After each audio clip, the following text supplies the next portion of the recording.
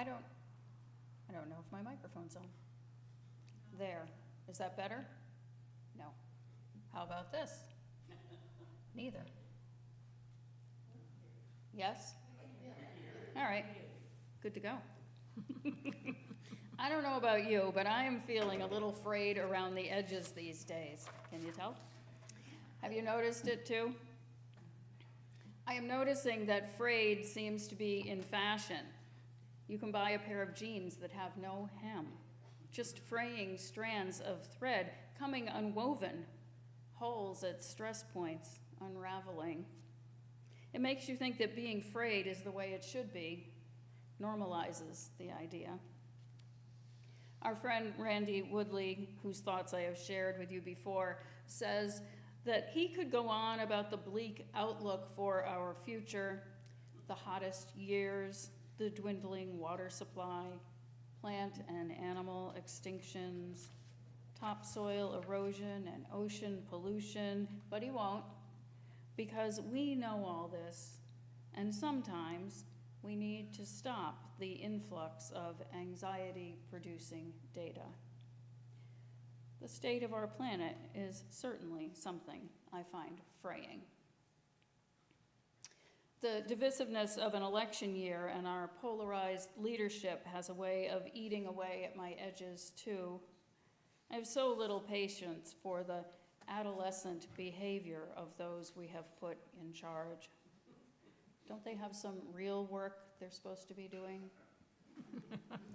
And if one more person mindlessly drives into a place of business or a home, I feel like I will just burst. And when did it become okay to drive away from an accident scene? What has happened to us, I want to ask of humanity? Have we all become so frayed around the edges that we no longer know how to act, acquiescing to this new norm? My journal book this year asks me to question every day, really not a question, it asks me to complete a sentence. I felt unrest when, ... And in the past month, there have been lots of things that cropped up. A bit of overwhelm about assignments due, the condescending tone of my rheumatologist, migraines at times when I really had no time for them, agitated strangers showing no restraint, disturbing details about the last hours of a child's life, broken trees, insurance snafus, tech issues, descriptions of indigenous torture I had not heard about before, impatience, negativity. The list goes on. I share all this because it ranges from the mundane to the mortifying, and you, no doubt, would have a similar list if you thought about it. In all these ways, personal ways, I become a little more frayed in the moment. But naming them, writing them down seems to help, a release of sorts, so I can go on to the next day, ready to be filled with what I hope are fewer fraying incidents. This is a false hope, to be sure, because there will always be more fraying news, as much as there is the good stuff. So all these things are fraying. The big world events that are so alive in our times cut right to the center of one's being. There are days when my frayed sense of experience goes deeper into my being and it turns to fear. Will the senseless violence in Gaza and Ukraine ever stop, or will it escalate into something horrific for even more of our world? Will women continue to have their rights to control their bodies be whittled away until there is nothing left? Will Mother Earth's crying out for healing finally take its toll on our existence? Real fears that knock on the door of my heart, and likely yours too.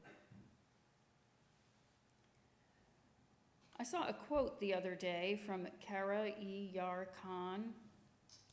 She said, "Life is really just a lesson in finding balance between fear and courage." End quote. Kara was born in India and raised in Canada. She led a loving and joyful life, pursued a master's degree in public policy, traveled extensively, and has worked for the United Nations. When she was 30 years old, she was diagnosed with a rare muscle wasting disease. And while she now uses a wheelchair to get around, she works tirelessly for human rights, disability rights, and the fight against human trafficking. In her TED Talk, which I strongly commend to you, she shared about her goal of traveling down to the bottom of the Grand Canyon and rafting her way out, post-diagnosis. She did so with the help of an amazing cadre of people, but discovered a serious fear of heights while perched on horseback on the way down. There was no turning back and no way to get off on the narrow trail. And so she navigated this adventure, holding both fear and courage, one moment, one direction, and the next, shifting toward the other. Courage has its roots in the heart, from the Latin cor, meaning heart, the seat of feelings, spirit, and confidence. And so it coexists alongside of the fears that well up when exposed to too much of the fray. Our passions dwell there too. And a quick search tells me that passion is rooted in a Latin word for suffering. This is an interesting juxtaposition because I think of passions as those things we love so fiercely. But perhaps it can be related to the idea of a deep aching within. And so these fears that resonate in our midst speak to our passions for a different kind of world and marry that ache to the courage we need to get through it all. It is these acts of courage that ease the heart sickness I find as the fraying turns to fear. UCC pastor and author Molly Basquette writes that global studies cite moral beauty as one of the most awe-inspiring wonders of life. Simple acts of generosity or courage undertaken by folks that we witness with astonishment. Woodley suggests that whatever we do, however we act in courageous ways in the face of really despairing news, matters. If we are doing something, he says, it means something. Light bulbs, laundry lines, and compostable sandwich bags are something. Recycling, reusing, and minimalizing your lifestyle are something. Last week, I heard about a woman who donated $1 billion to a medical school to pay the tuition for up-and-coming doctors and nurses and others in the field so that they could go on into the world focused on their passion instead of their debt. Innocent bystanders throw themselves into the fray to save other lives every day. It is courage, born of passions for a world that is safe and life-giving. We have our passions here too as Unitarian Universalists, those principles we espouse about the nature of humanity, the oneness of our existence, the right to think and be heard. And these values we have noticed in our midst: generosity, justice, equity, transformation, pluralism. As we live into our faith, we are doing something that matters. We gather as a people of like values, and in the safety of this space, our courage grows. And as we work collaboratively together and in our communities, an interpersonal courage forms, creating a foundation of intellectual, artistic, and political courage from which true goodness can arise. In covenanted community, we are no longer afraid, and we have the tools to mend the fraying in real time. I want to invite you into an exercise in naming and healing this morning. We haven't done anything like this in a while, and we're running out of time for us to ritualize together. So as we pass the basket, take a little card and a pencil if you didn't grab one on the way in. And those of you at home just need a piece of paper and something to write with. There are 2 prompts on the cards and on the screens. I felt unrest when, ... and I felt peace when, ... Let's take a few moments to think back over the past week or so and jot down just one of each. Notice which comes more easily. Let both rise up. And we'll take the opportunity for those of you who wish to share, moving from single hearts to the heart of this place, a place from which courage rises and meets our world.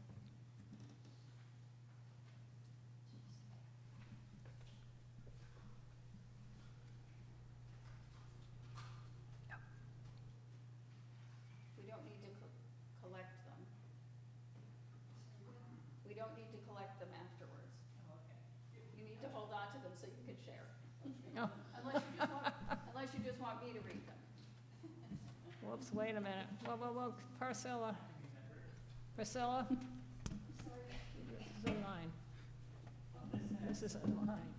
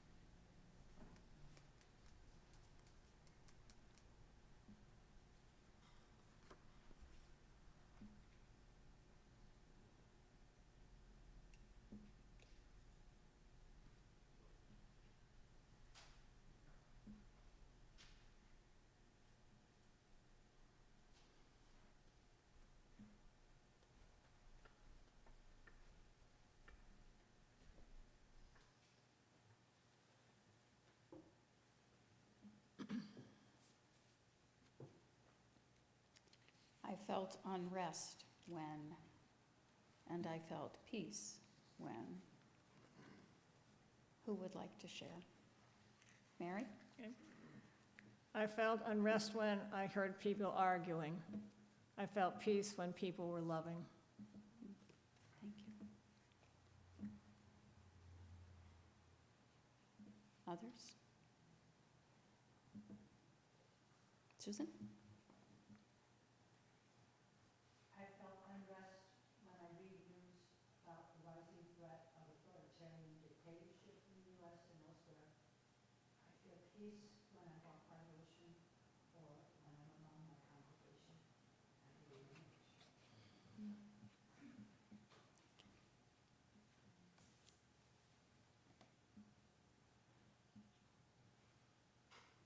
Others?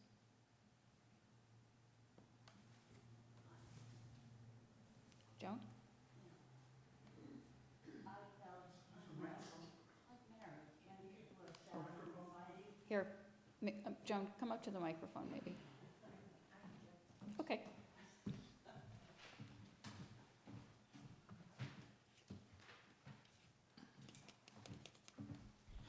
I felt unrest like Mary when people were shouting and fighting. And I felt peace when music plays, especially the organ.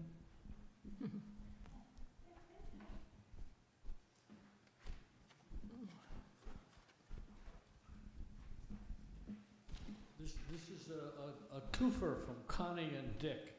We felt unrest when the cat was out in the rain. We felt peace when she came in. And when Frank played the organ. Lots of peace there, Frank.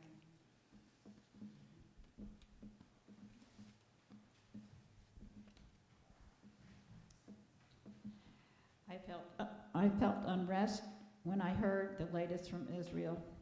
I felt peace when I heard my grandson would come to dinner tonight on his way to Florida for spring break. Hmm.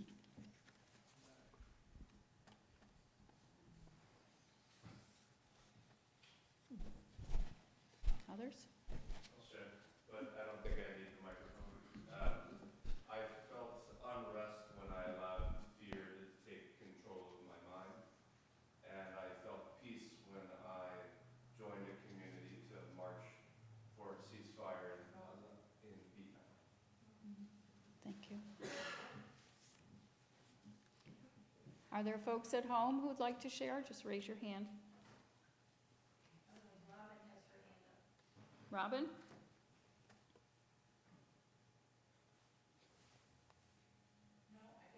No.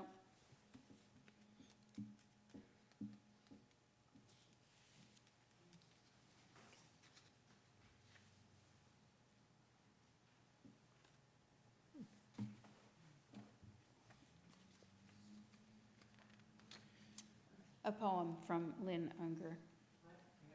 Oh. Go ahead, Jane, yes.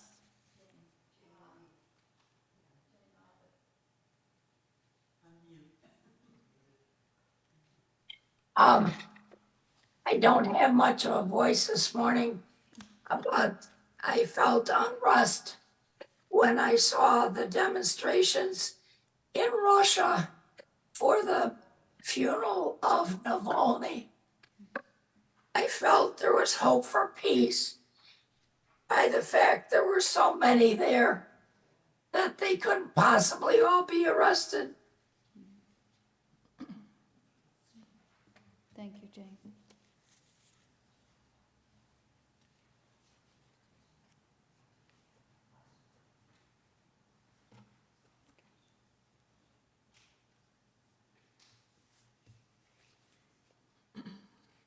So I share this poem with you from Lynn Unger. It's entitled Breaking Ground.